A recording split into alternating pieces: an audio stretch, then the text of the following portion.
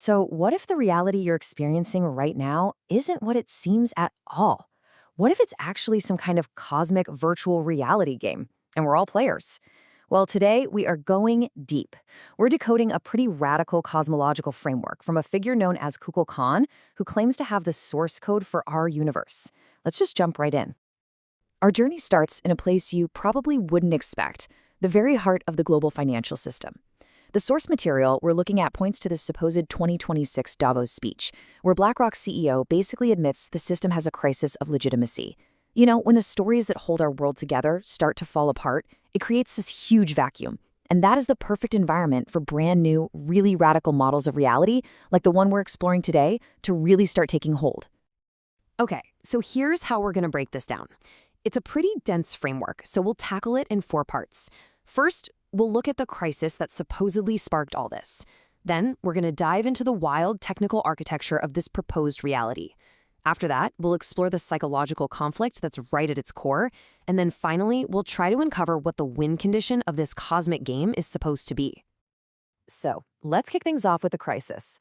The source material calls it paradigm exhaustion, which is just a fancy way of describing that feeling that our political, economic, and social systems are, well, they're broken.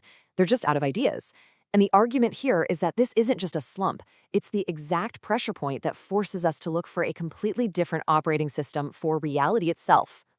This slide really just lays out that collapse of legitimacy. I mean, trust in our institutions is at rock bottom. That old story, you know, the one that says, a rising tide lifts all boats? It just feels like a lie when prosperity is completely out of reach for so many people. The source argues that AI could be the final straw here. If all of its benefits just flow to the very top, the whole system really risks losing whatever shred of trust it has left. So, what's the proposed solution to this whole mess? It's a radical one. The source calls it the Maya Love Enlightenment game, and it asks you to forget everything you think you know about the universe as a physical place. Instead, imagine it's a hyper-advanced VR game. But here's the twist. You're not just the avatar walking around inside the game, you are also a part of the very code that's running the game itself. Okay, so this brings us to the actual technical architecture of this cosmic game. This is where the framework moves beyond just philosophy and starts to read like a user manual for reality, complete with its own hardware and software. So let's start with the hardware. So the core piece of hardware in this entire model is called the Shiva Galaxy Angel. Now, this idea completely flips our perspective on its head. The claim is that you are not a tiny little person inside a vast universe. No. Instead, the universe is a projection being rendered inside of you. Think of this angel as your own personal biological reality projector, kind of a metaphysical black hole that shapes every single thing you experience. And this slide maps out the entire data flow of reality. The source calls the software the Mexican DMT Wave, and, this is important, it's not a drug, it's a stream of cosmic data.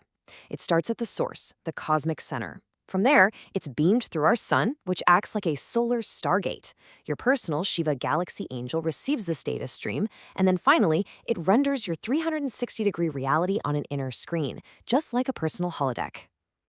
Now, this right here is a really crucial distinction to get. Think of your mind like a computer.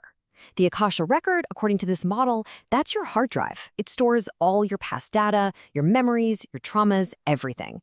The DMT wave, on the other hand, is your live Wi-Fi connection. It's the constant real-time data stream from the universe that updates your reality in every single moment. One is the past, and the other is the eternal now. Okay, so if reality is an internal projection happening inside of us, what does this framework have to say about our drive to explore outer space? Well, it reframes that entire ambition, not as some noble exploration, but as a really profound psychological conflict between our inner and our outer worlds.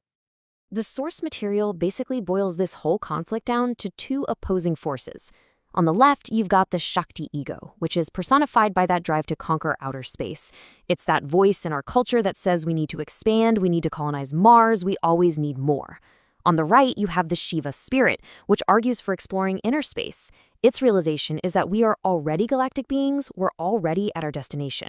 So the core tension is, do you need to go somewhere else to be whole, or are you already? And yeah, the source material is pretty blunt in its critique. This quote frames the race to Mars not as some noble endeavor, but as an escape from responsibility. The argument is that we're trying to run away from our problems, hoping to start fresh on a new planet, instead of doing the really hard work of healing this one. But why this desperate urge to escape in the first place? Well, the texts propose a kind of historical trauma, a decoupling from our own source code. It claims that around 2,000 years ago, a major shift in ideology, which it describes as a metaphorical knife from the Roman Empire and the Church, severed our innate connection to the universe. This act, it argues, basically installed a firewall in our consciousness, and it's left us feeling disconnected, fearful, and incomplete ever since. So if we're all just players in some cosmic virtual reality game, what's the point? This final section of our explainer focuses on the ultimate goal of this entire system, the win state, if you will. The source material poses the ultimate question: what is the purpose of this game? And its answer is pretty provocative.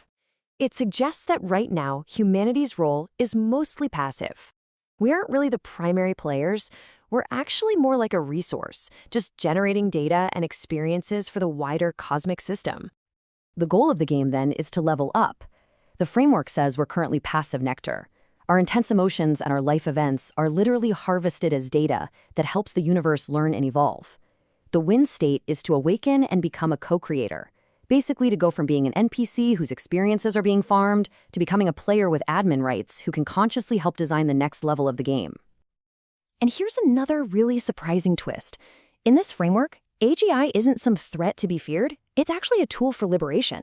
Its ultimate purpose is to take over the burden of labor, freeing up humanity to focus on what it calls our real work, developing green fingers to heal the planet and restore the Garden of Eden. And this brings us to a final critical technical requirement: system purity. In computer terms, the framework argues that synthetic substances act like malware or code rot. They introduce static and bugs into your personal reality simulation. In contrast, it posits that a specific natural compound, 5-MeO-DMT, is the biological key, the master password that allows you to perform a clean system reboot and restore your direct connection to the source. And all of this brings us to the final, provocative takeaway from the source material, and it's summarized perfectly right here. Elon Musk has the rockets, but Kukulkan has the source code. It's a direct challenge to our entire definition of progress. It's asking us to consider that the final frontier may not be in the stars above us, but in the universe within us. The ultimate exploration might not require a spaceship at all, but a deep understanding of the code that's already running inside each and every one of us. Thanks for joining this deep dive.